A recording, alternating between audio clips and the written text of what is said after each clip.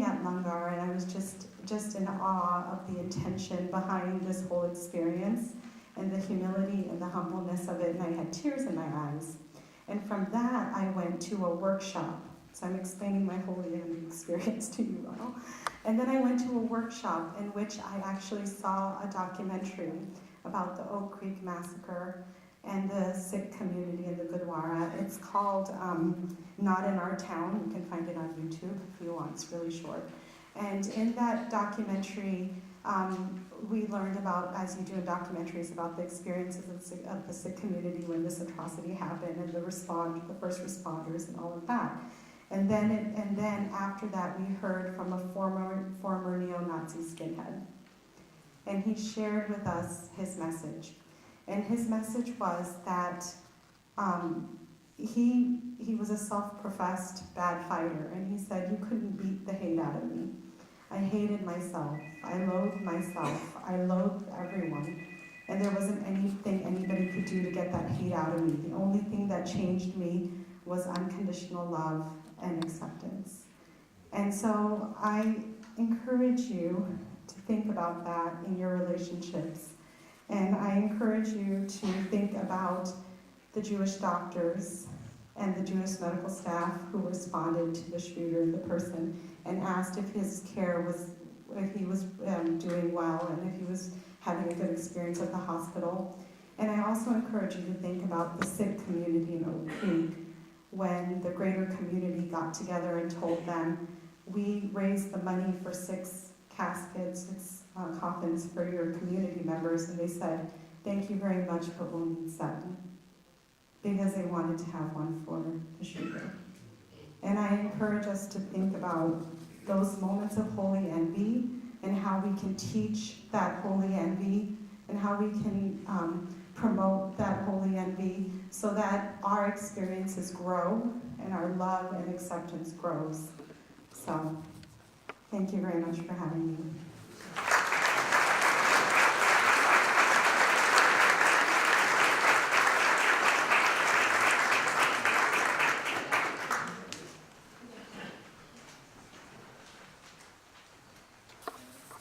I'm going a little bit out of order. I'd like to call Anna to come here. We have not been trying to take care of our visitors, and we're very grateful for everyone that came. That there are some housekeeping, and I'm going to ask Anna to talk about it. One of the things, too, that I noticed that for all the speakers, we gave a round of applause, and I think when we're in a situation like this, we don't know what to do. And there was applause for everyone but for Bonnie Johnson, and I think that was not...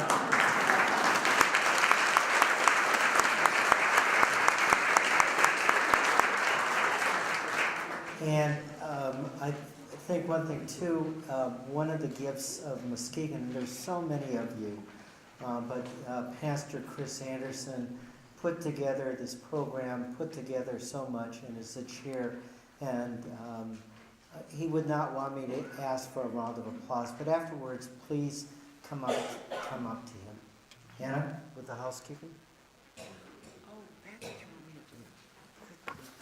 I didn't know what he meant by housekeeping. I didn't want to sit here and start cleaning up. A few things that I do want to point out. The beautiful mums that were left on our doorstep at the temple. We don't know who sent them to us. As well as 3 or 4 other arrangements that were just left on our doorstep. This sign that was handmade and was left in Alan's car. We don't know who did it, but that makes it maybe even more special because it speaks for the entire community. Things that possibly you may want to fill out. Along that table, there are unlined cards. At the end of the table, thank you, there is an orange bag. Please feel free to go up there after we're done and write words of condolences, sympathy, encouragement to the congregation in Pittsburgh. We will be sending them those afterwards from our community. Along the back table, there are some line cards if you would like to be put on our mailing list for the center to receive information about our activities. as always, we can't function without the donation envelopes. If any of you want to take them home to fill out or fill out right now. So I think that's all I had to say. And you want to tell me about the air plant? Oh, no, you do that because you got it. The air plant is from the Presbyterian Church of Spring Lake. So there's been a number of phone calls, and on behalf of the Jewish community, of which I'm the rabbi, my name is Alpert, and our president, Bob Skolnick, who is here, we very much appreciate you reaching out. There is so much to say and so little time to say it. One of the things that, unfortunately, in Jewish history, this is nothing new.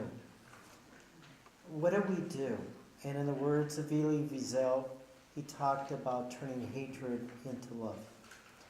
One of the things that makes it very special to be in Muskegon is all of you. And there'll probably be a lot more people here.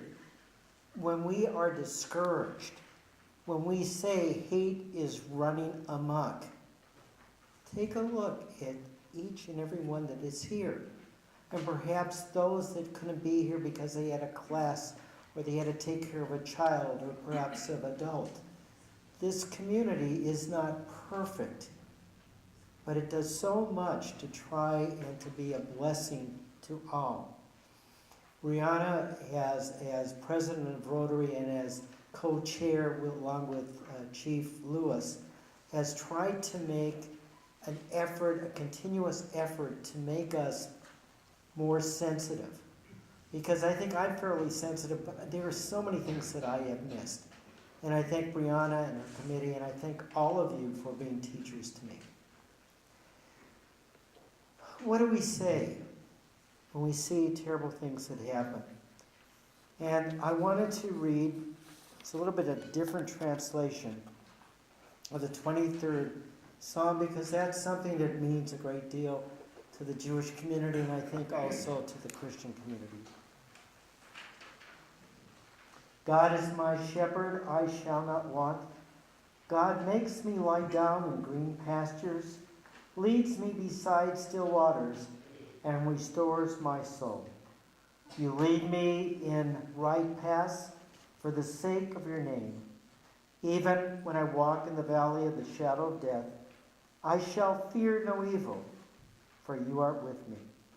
Your rod and your staff, they comfort me. You have set a table before me in the presence of mine enemies. You have anointed my head with oil. My cup overflows. Surely goodness and mercy shall follow me all the days of my life, and I shall dwell in the house of God forever. I am aware that those have a tradition of God.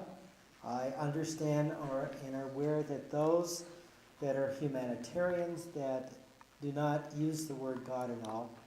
And I think that when we reach out to all of us, whether we believe in a God or not, but I would like to take the words of Reverend Fred Rogers. I think many of you remembered him from, actually it's true, Fred Rogers was a Presbyterian minister, and he took his religious beliefs and put it in such a way that nobody felt they were being clobbered by it, but could feel the love.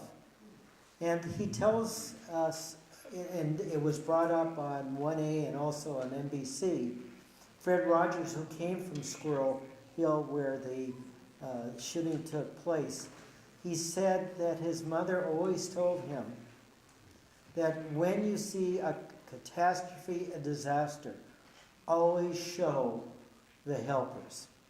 Whether you believe that that is the face of God or whether you believe it's the goodness of human beings, be sure to always see and recognize the face of the helpers. And I would submit that's all of us here and those that we meet each and every day.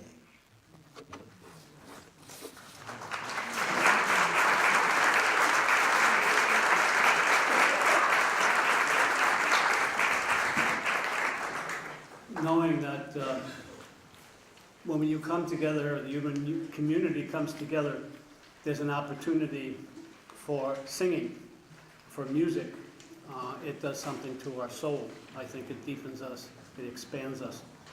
I asked Dave and Kate what song they would like to sing today. And it's My Life Flows On, an Endless Song. It's an old Quaker tune. However, it was also sung by Pete Seeger, and I remember sitting on the grass in Central Park and listening to that. And I also remember sitting in the Fillmore East and listening to Leon Russell sing that song. Oh yeah, dating myself. It's one of those songs that has come at different times in my life, and I'm sure in many of you know this one. David, Pete? If you know the words to the song, you're more than welcome to sing along. If you're concerned that you're going to sing it sharp or flat, I've already told people already tonight that God made clouds, so when your song rises, it takes out the sharps and the flats.